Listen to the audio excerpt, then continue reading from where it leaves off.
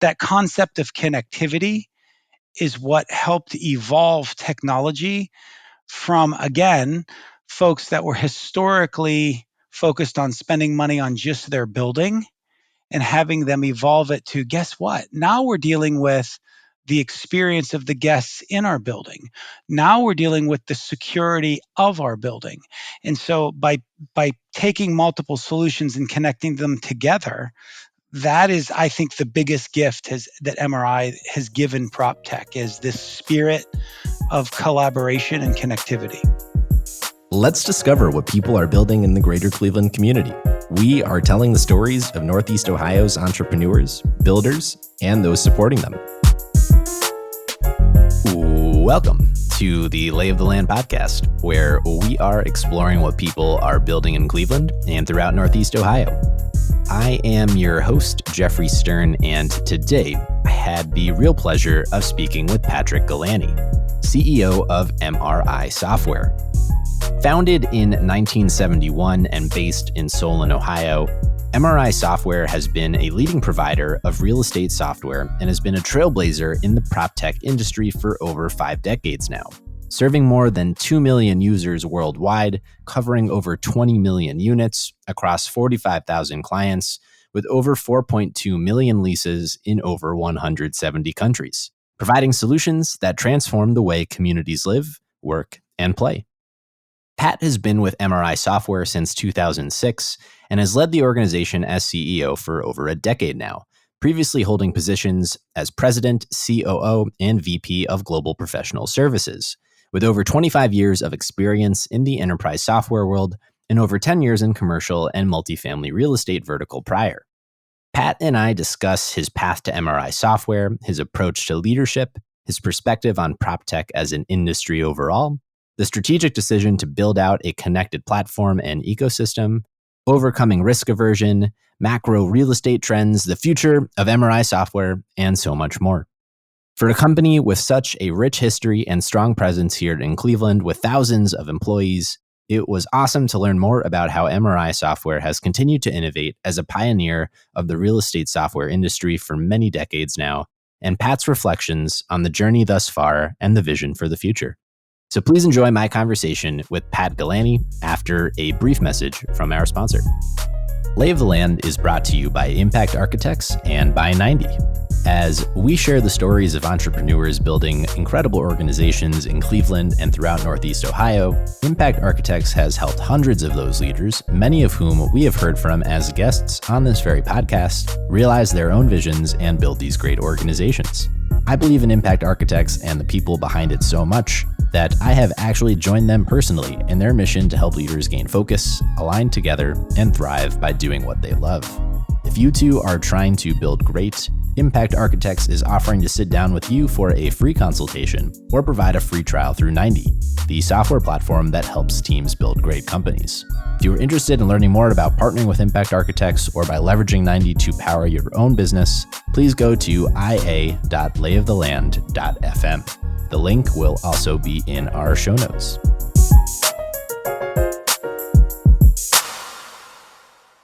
Like I was mentioning just before we hit record here, MRI Software has such a strong presence in Cleveland, and it's a story that I've been excited to hear and learn about for a while now. So thank you, Pat, for coming on and sharing your story today. Absolutely a pleasure, Jeffrey. Thanks for having me. So to kick us off, can you share a little bit about your personal story? You know, if you pull on the thread that ties your career and journey together, what in reflection have been the key themes, the key events that you feel are important to how you got to where you are today?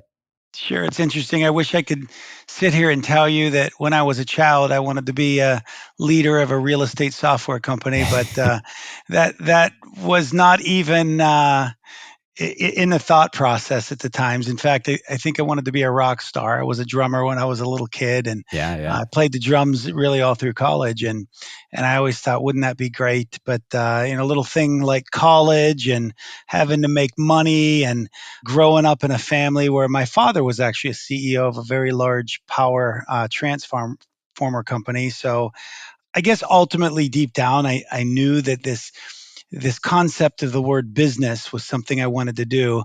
Like many kids that grew up in the 70s and 80s, I was one of the first generation that started playing video games and Hmm. handheld video games and so forth. So I was always, from a child, I was a bit of a, I guess you'd call it, a geek now. We didn't really use that word then, but I loved the concept of technology doing really, really cool things. And although I went to school for business and supply chain management, I always loved the concept of doing something creative with technology. So my path here to MRI Software, for me it seems sensible, but for most, when I explain my path to CEO, they're like, "That's really weird." I started right out of college in supply chain, and I was using Hmm. inventory control systems and production scheduling, and I was literally working in a business doing a supply chain job. And I just loved being able to use the enterprise software system to do my job, and I got pretty darn good at it. And this was, in the mid 90s, and that's when ERP, enterprise resource planning systems, became really, really popular. And companies like SAP and Oracle really began to grow and become forces. And I was, out of the blue, recruited to leave this manufacturing company where I was working in production control and go to Ernst and Young. And at Ernst and Young, I learned how to implement large scale software systems and got to travel all over the world and love people, right? And so on any given day, I was training guy or gal down in the factory on how to use their computer, or I was up in the ivory tower meeting the founder or the CEO of the company. Both roles that I probably had no business being in as a early professional with little experience, but really loved the concept of just helping people and getting in there and working with people, touching the clients. And so my career essentially evolved into using computer systems, managing people that implemented computer systems.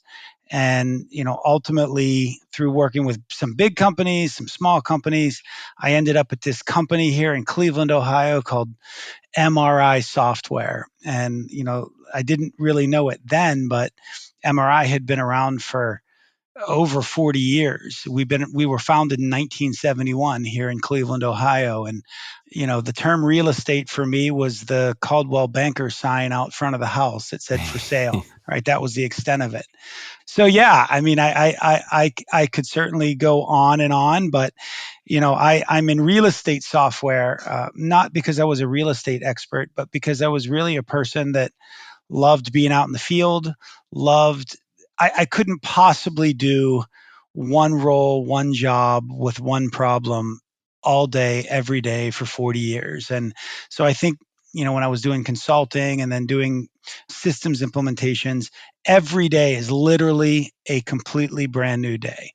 And Hmm. the good news with technology, as fun as it is there's lots of little problems along the way. So the firefighting, the iteration, the creativity, it just really whet my palate. And here I am today. I've been with MRI since 2006. I've been the MRI CEO since 2014, and I'm still having fun. That's important. Yeah, So we'll absolutely circle back to real estate technology to talk about the nature of what it is as an industry, the work you're actually doing. Knowing though that MRI software has been around, roughly 40 years, prior to your presence at the company, can you take us a little bit back in time and 1971? Here we are. sure. What's going on in the world? What is the founding impetus for this whole company look like? Why and how did it come to be? So, the first question I always get from people is, "Oh, hey, you work for a healthcare company, magnetic resonance imaging, MRI, right?" And I'm like, "No, MRI was Management Reports Incorporated."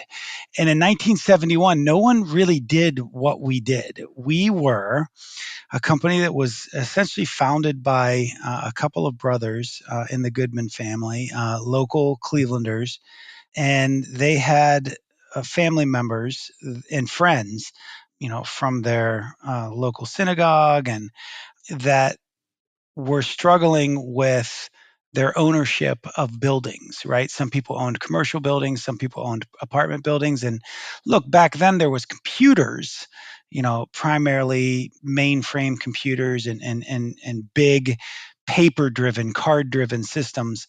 And the financials were really hard to consolidate. So what they did is they literally had a white truck, and it was certainly no Cheech and Chong truck. They would drive around in this thing, and they would pick up stacks of papers from people who owned real estate. And these papers would be leasing documents and billing statements and invoices. And they'd collect all this paper, and then they'd go back to the office and they would create the management reports for the company. So let's say you owned, a small building and there was 10 apartments in it, and you had all the files for your residents, and you had to bill your residents, and some paid this and some paid that, and you had expenditures for mowing the lawn, and you had your loan, or your mortgage, if you will, for the building, and putting all that stuff together. And so Management Reports Inc. would manually gather all of this information, come back and create the financial reporting. Ultimately, they said, "Hey, look, this is a pretty manual business." So they got these IBM mainframe computers, and they created programs that helped them automate the process. So we like to think we were one of the first managed services offerings in existence. And over time, those systems then became, personal computers, DOS systems. Remember the green screens with just the keyboard that would Oh touch yeah. a mainframe computer, and then Windows, and then ultimately the web and mobile. And so for 52 years, there's not a lot of companies out there that have the word software in their name, that have been around for 52 years and still essentially do the same thing.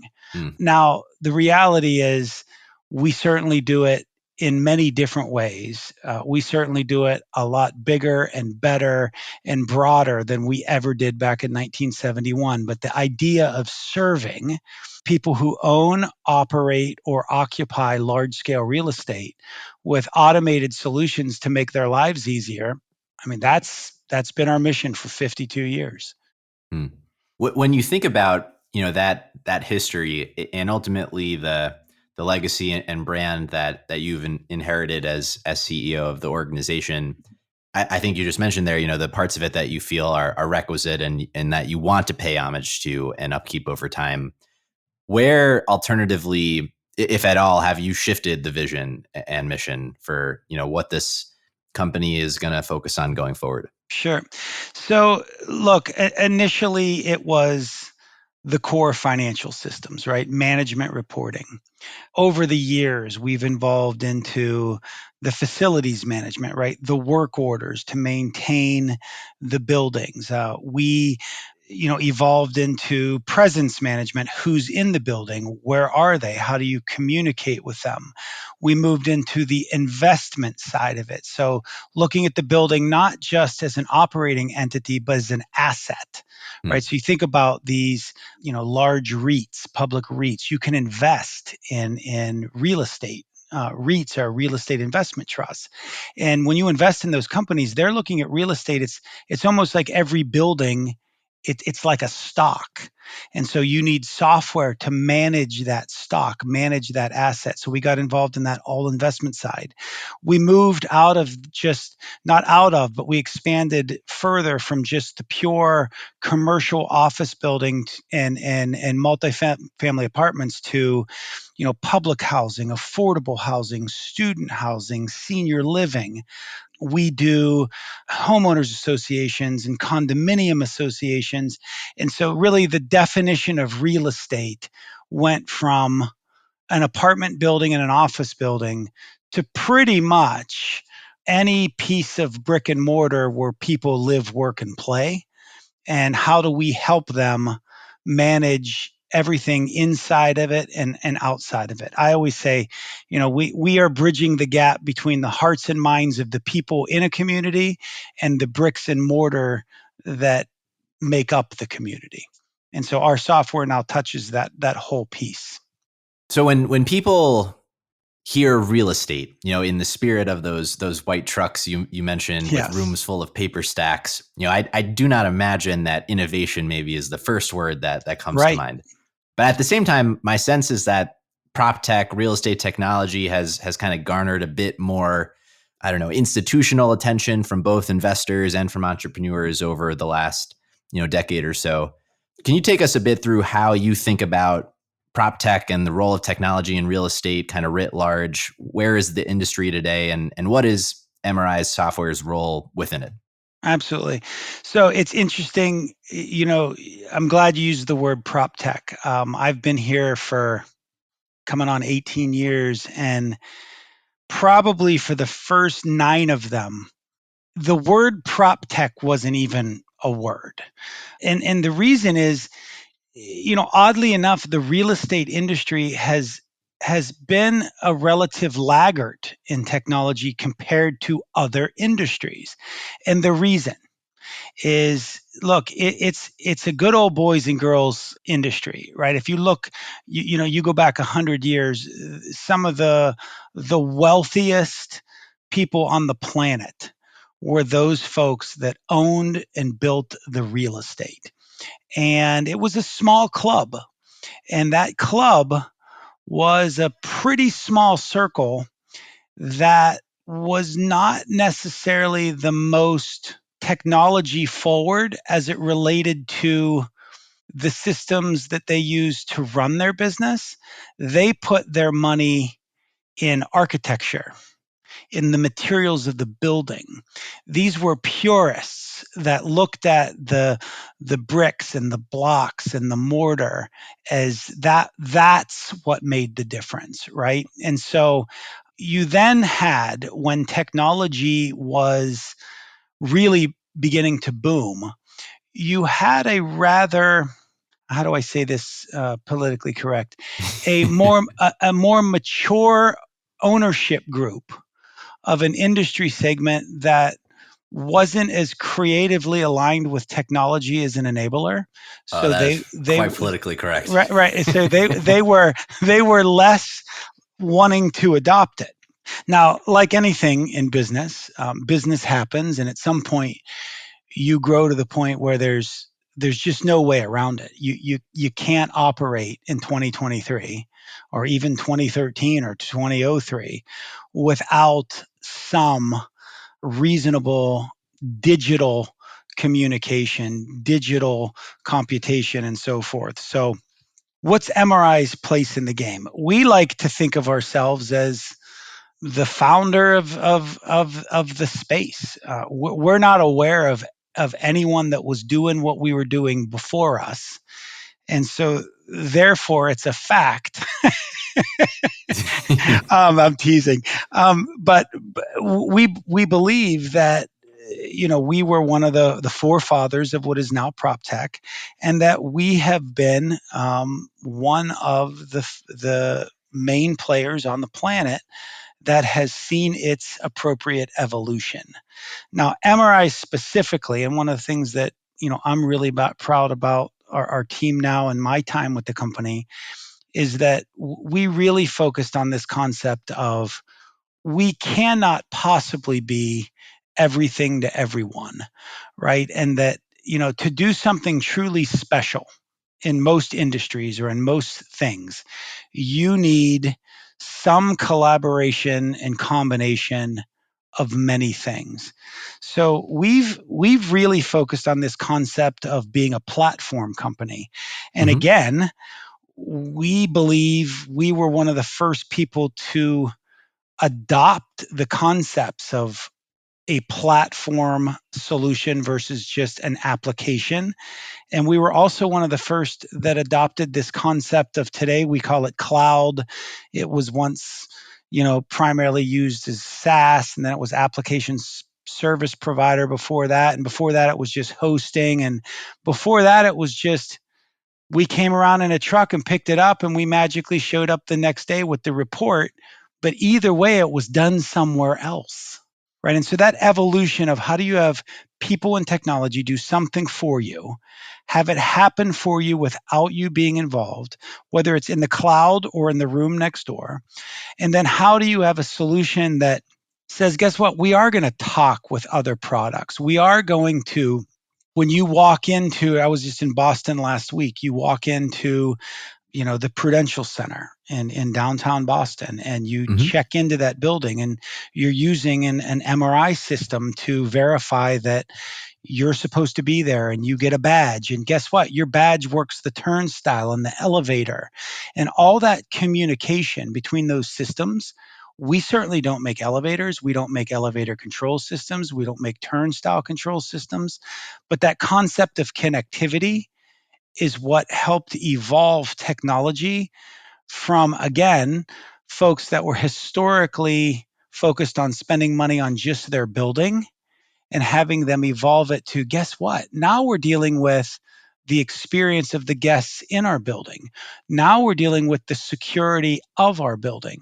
And so by taking multiple solutions and connecting them together, that is, I think, the biggest gift that MRI has given PropTech is this spirit of collaboration and connectivity.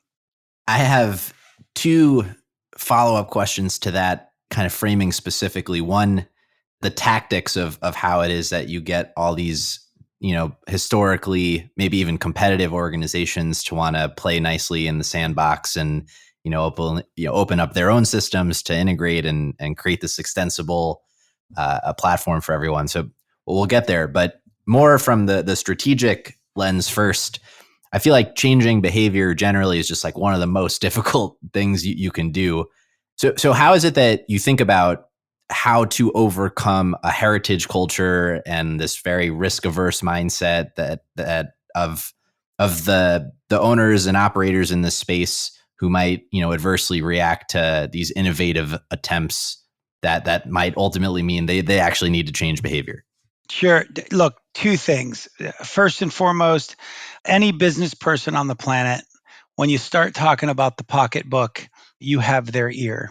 And so, doing value driven solutions that aren't just fun to have, nice to have things, but that can actually save you money, that can actually get more productivity out of your team, that can actually make the building be less vacant, that can make the building have more amenities for the tenants and the residents.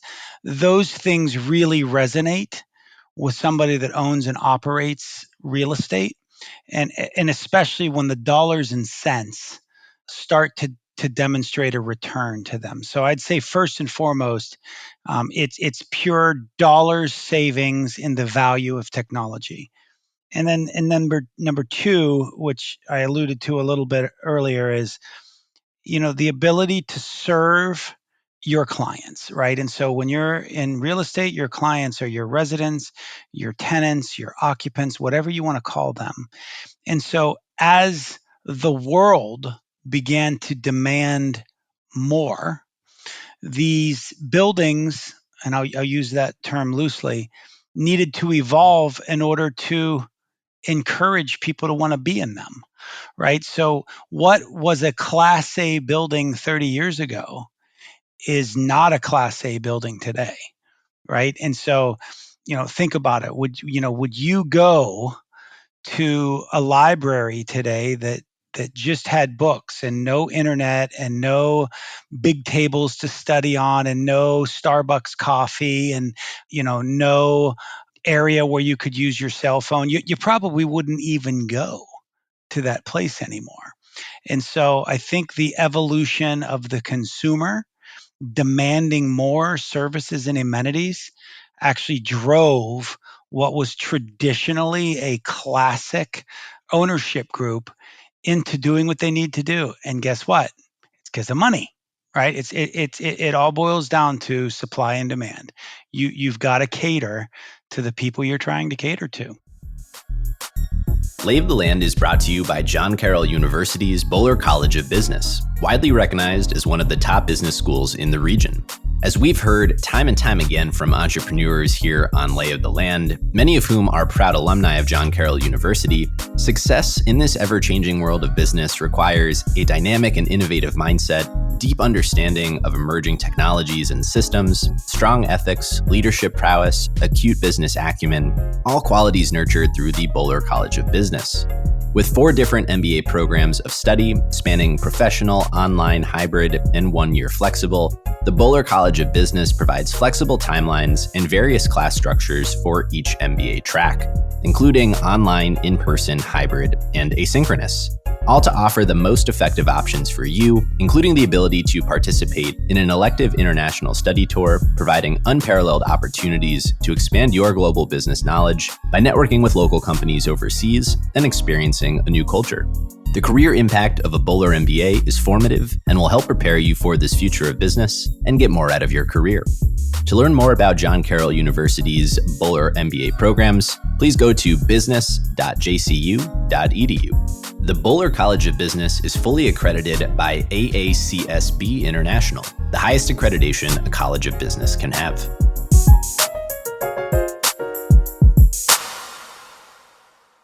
I'm with you. I see it. This consortium of embedded applications all tied together into a singular integrated experience where MRI is powering this whole connected ecosystem is kind of like the package. How do you actually go about creating this extensible real estate platform? Isn't that the $1 billion question, right? So how do you connect all these things? Look, for years you heard technology companies saying we have a seamless integration, or it's plug and play. You just turn it on.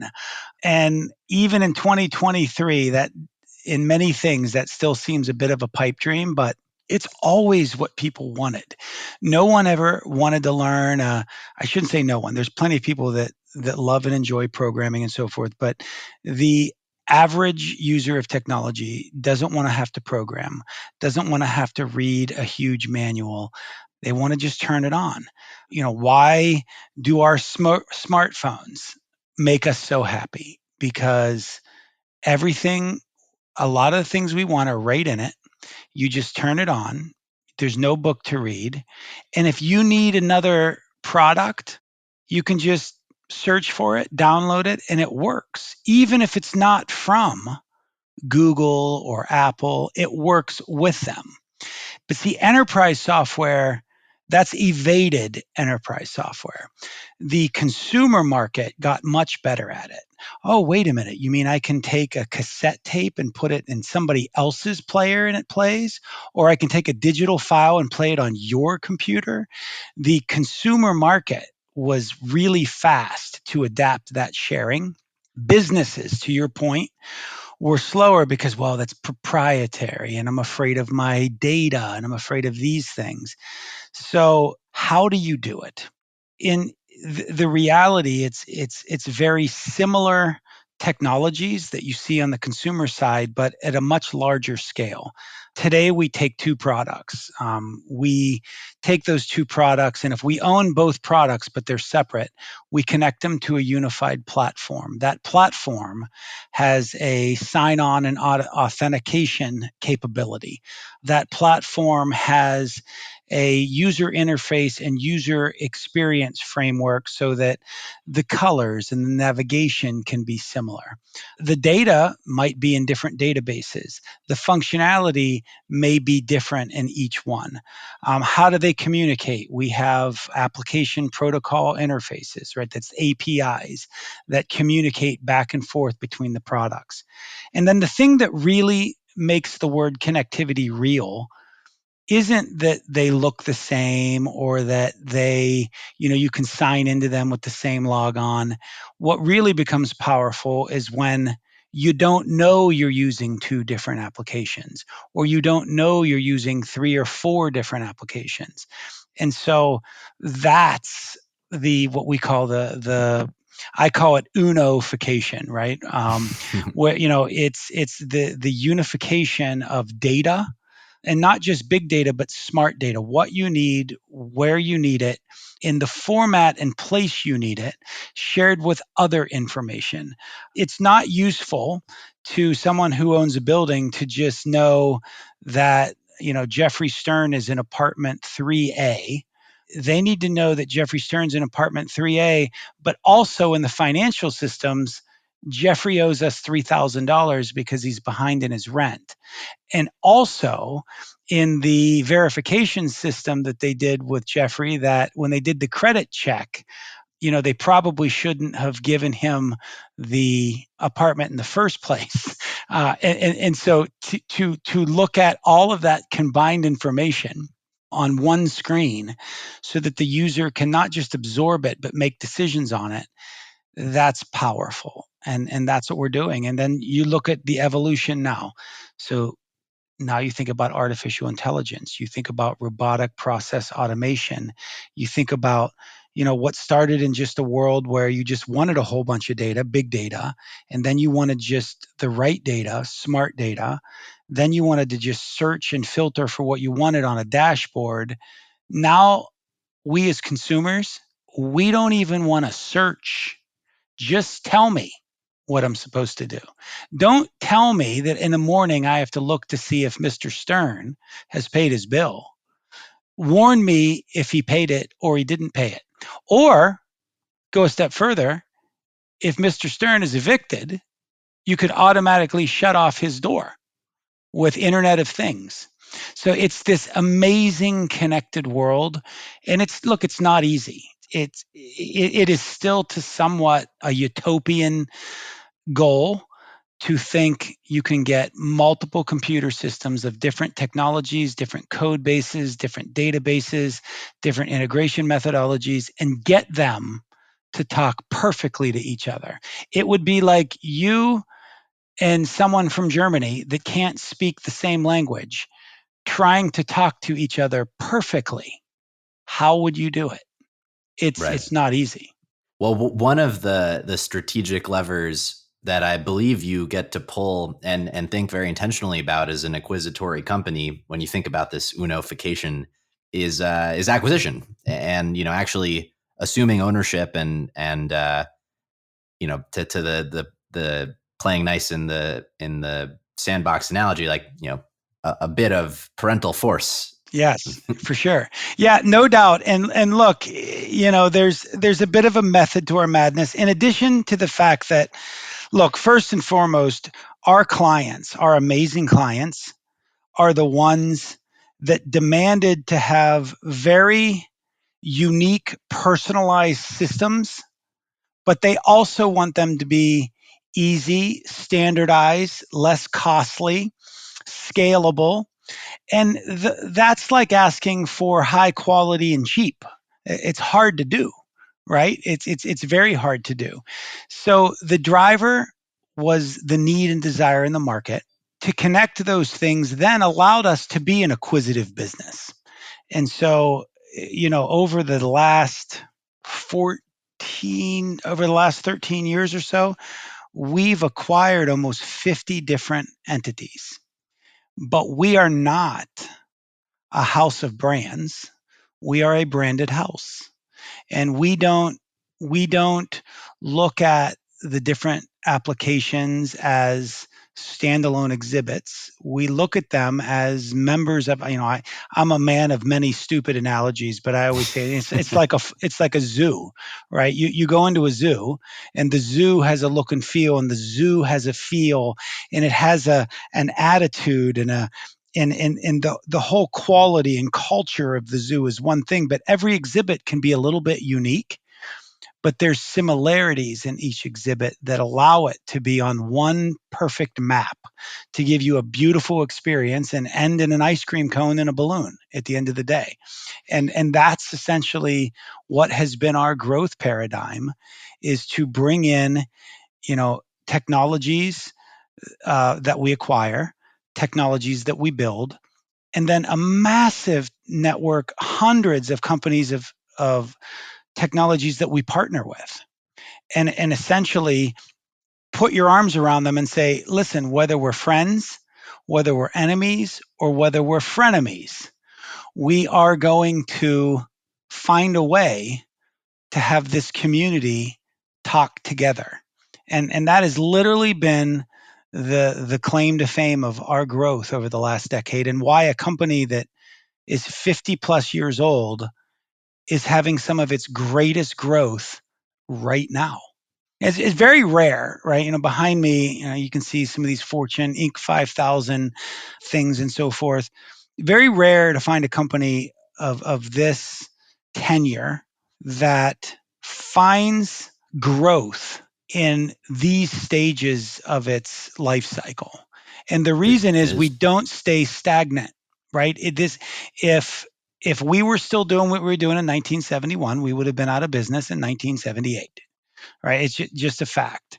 And so the adaption and adoption of new things is constant. And that's what, we have 3,500 Pride members, and you can see the lion behind me, and you and I can see each other. But we use the lion as our moniker because we believe we're the leader of the jungle in the prop tech. And so our associates are Pride members. We're all Pride members, and we believe we have an ecosystem that we have a role in.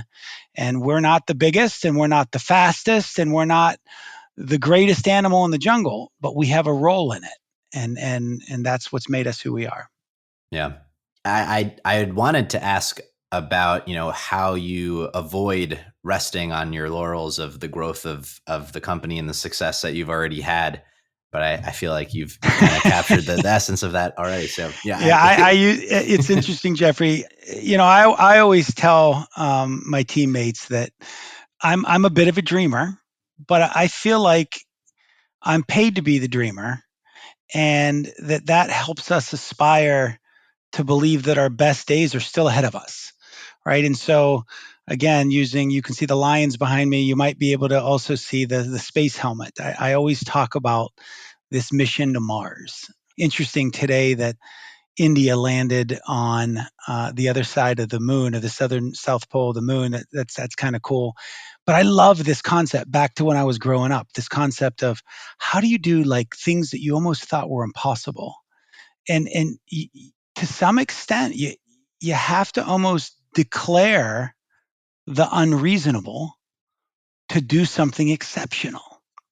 And so that's why I talk about space travel. I always tell my team, I said, look, in our life, we've never seen humankind on the moon, on Mars. But most of us believe that that's going to happen. It's never been done before. We've never seen it, but we have enough visual attributes of things that we believe it's possible. And that's what we're trying to do with this connected ecosystem of technology and prop tech. yeah. To borrow your space analogy, one of the things that I know is pretty part and parcel to these space missions, and just the one that's top of mind for me is James Webb.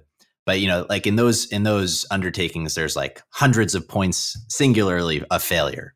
And so the way I'll ask this question, if MRI software doesn't ultimately achieve the vision that you have in the future, this connected singular experience, what do you feel like are those singular points of failure? What are the biggest risks and challenges that you face as a business? Honestly, and I will say this, whether we were a platform centric business or just one little product, at the end of the day, my entire lifeline for this business is based on real humans with hearts and minds valuing what they do for them, what we do for them. And the biggest risk to our business is that we don't listen and understand what our clients need and want. I also think I have a role to show them things that they maybe don't know that they want yet, but that's just a small piece of it. Listening and understanding, we are servants of an industry. We are servants of other people's businesses. We will only ever be as good as how much we improve others. And so the biggest risk is that that doesn't occur. And so if we don't get to Mars in this perfect analogy that we're talking about, if along the way we're still improving people's lives, being able to thrive in the community, being able to take businesses that create jobs, and we've expanded the way we look at our own business. So much of our business now is in supporting social housing and public housing solutions that help people qualify to get into rent controlled apartments. We actually make the software that helps do the qualification process for HUD. And we're doing things that are hugely important for where people live, right? Where they put their head down on the pillow at night and that they're strong enough to get in the morning and have a job somewhere. And at the end of the day, we make software, but we do believe fundamentally that we are touching people's lives and that community is only as good as the collaboration amongst it. And whether it's bricks and mortars or bits and bytes or hearts and minds, our job is to find a way to solve for that. I know maybe you read, I use this analogy quite a bit. I read a book once from Bill Gates, and he said something like, the mission you give your business is so important to its future. And, if companies like Union Pacific 50 years ago would have decided that they were in the transportation business versus the steel rails business, we'd be flying Air Union Pacific. Right. And so I look at MRI a little bit like that because I can't honestly tell you 10 years from now what technologies we're using, but I can tell you that we're going to be helping people do what their problems are in real estate. I just don't know what they are yet. Right. I mean, to your point earlier, and not even on the problem side, but even just people's preferences, what used to be Class A is no longer Class A.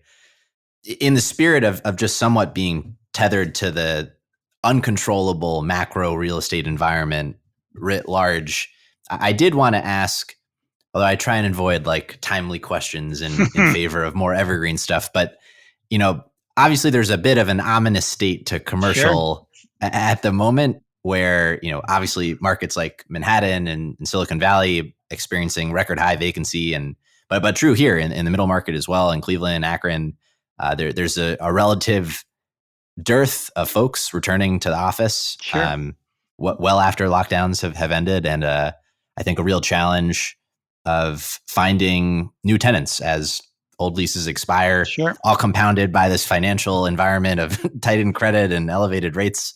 And I don't know that it paints the most particularly optimistic picture. No, fair enough. And I'm glad you brought it up, right? Because even my wife says, "Hey, Pat, what's going to happen?" Right?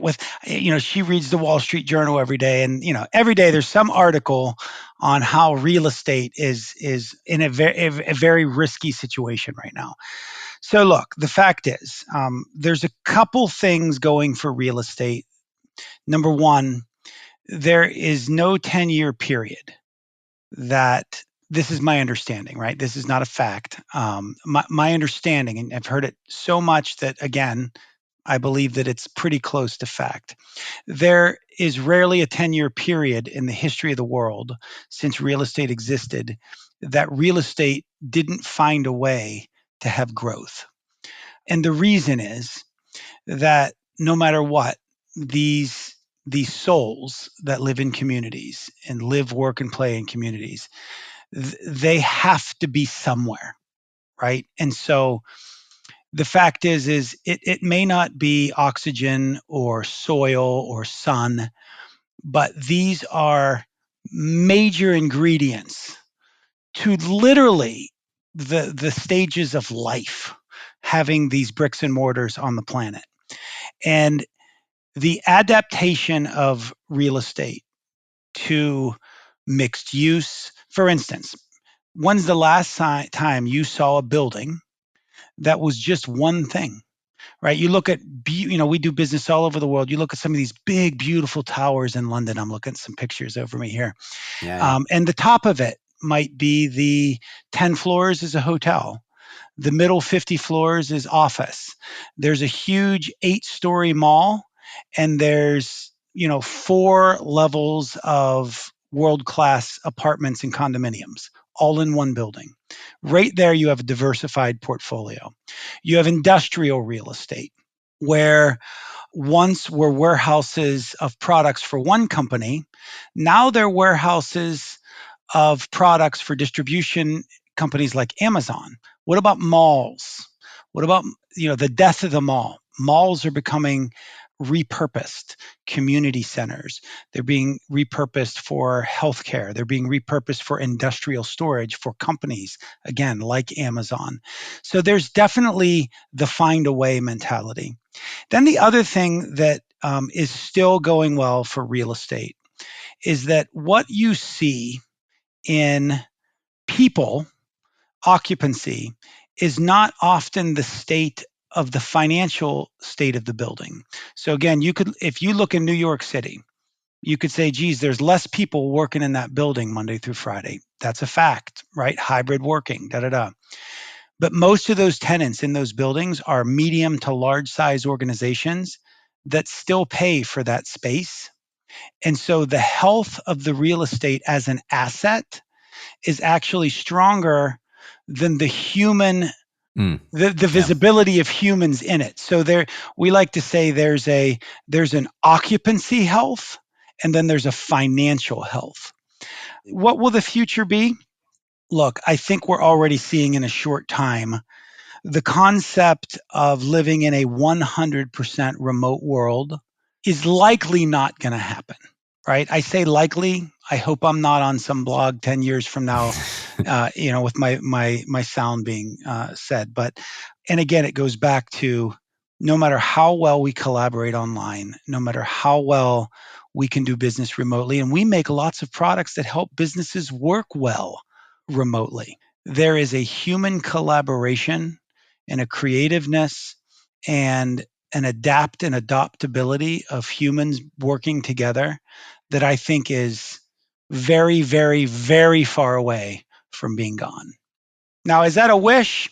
Maybe so, but look, we're finding ways through it. The good news is the residential arena, multifamily, student housing, public housing, affordable housing. Those markets have been literally stronger than ever in history. Now, Yeah. why is that?